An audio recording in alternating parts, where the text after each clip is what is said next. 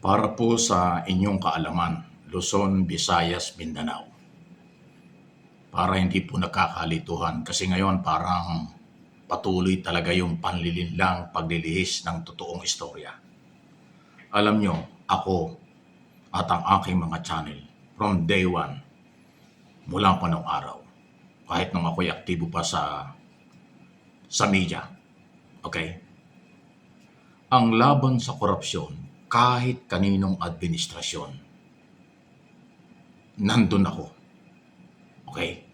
Dahil ang pera ng bayan dapat pinapahalagahan. Ang pera ng bayan ay isa sa pinakamataas na interes na kapakanan ng taong bayan sa buong mundo ng mga Pilipino na malaman nila, maramdaman nila kung saan ginagamit ang pera at ibinabayad na buwis ng mamamayang Pilipino. Pero kailangan po may ebidensya, may pagpapatunay kung kayo'y may sinasabing korupsyon sa gobyerno o lalo na sa Pangulo ng ating bansa. Yun po yung importante. Hindi po ipinagbabawal sa batas at sa demokrasya. Tayo isang demokratikong bansa, malaya tayo. Ang pagiging kritiko ng kahit sino sa gobyerno at sa Pangulo, basta nasa lugar lang. Maayos at ang dating ay constructive criticism o wake-up call, huwag personal. Kasi pag pinersonal, mawawala yung kredibilidad ng paghahanap ng tunay na issue. Kung tama ba o maling nagagamit ang pera. Napakadali po na magparatang. Napakadaling mag-akusa. Napakadaling magbintang kahit kanino, lalo na sa Pangulo. Pero yung pagpapatunay, yan po'y napakahirap. Kasi dapat dokumentado kahit na kaninong tao. Pag meron kayong akusasyon, dapat may ebidensya. Kasi pag wala, yan po ay pwede kayong makasuhan ng libel at pwede hong papasok na yung isyong paninira lang, politika lang, or destabilization ng galawan. Kaya ko ito'y napapaliwanag.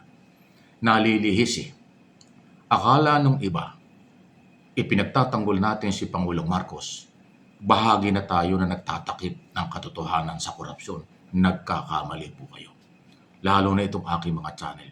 Lagi kong sinasabing lahat ng sangkot sa katiwalian, nasa gobyerno o nasa labas ng gobyerno, pag may ebidensya, imbestigahan, kasuhan, litisin. Yun po yun. Hindi natin ipinagtatanggol ng gobyerno dahil sa pinagtatakpan ng korupsyon. Hindi po. Actually, yan din ang gusto ni Pangulong Marcos. Huwag pagtatakpan ng gobyerno kapag may katiwalian. Kaya nga nung unang-una, na in-expose niya ang flood control scam noong July 28 ng 2025. Kaagad-agad nagsabi siyang at naglagay siya ng website, social media account niya at Office of the President para makapagsumbong ang taong bayan, makapagreklamo ang taong bayan kung saan-saan lugar posibleng mayroong katiwalian. Dahil open sa Pangulo yung ganon. Para mayroong ebidensya, hindi puro paratang. Yun po yun. Kaya ko ito pinapaliwanag sa akin pong sariling analysis, observation at opinion. Inililihis na ng iba Akala nila pinagtatanggol natin ang gobyerno, pinagtatakpan ang korupsyon. Pinagtatanggol si Pangulong Marcos, akala natin kinukonsinti ang korupsyon. Hindi po. Kung may ebidensya kayo, kasuhan nyo ang Pangulo.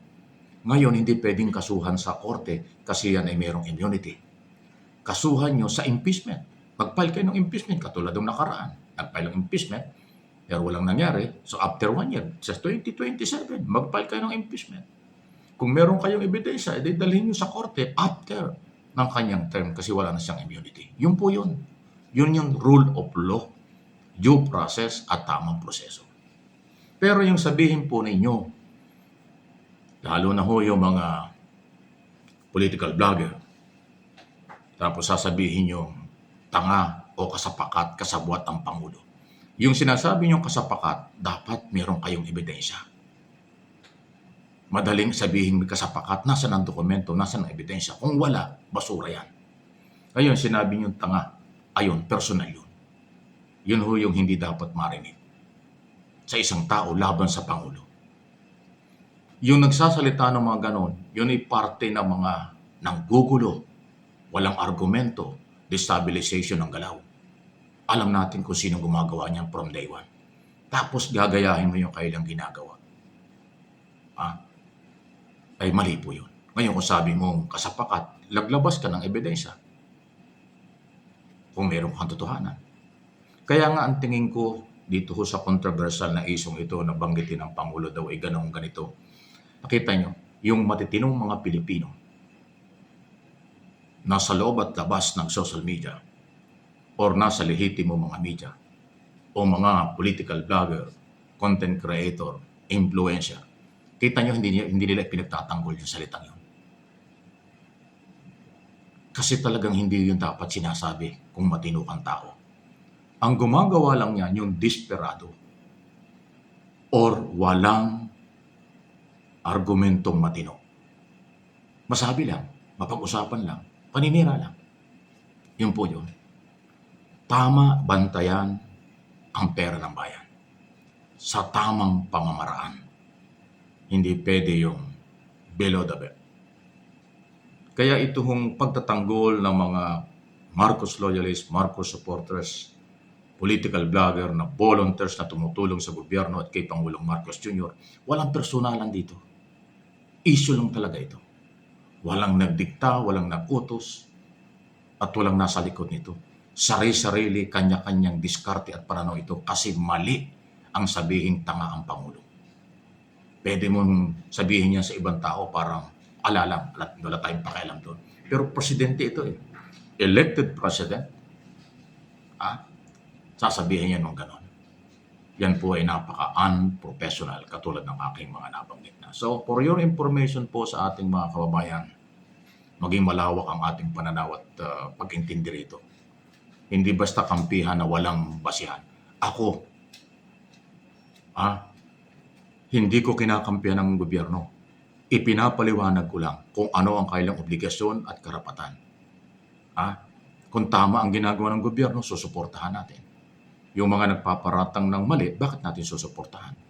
Hindi ibig sabihin ay kinampihan natin ang gobyerno pag konsinti na sa mali.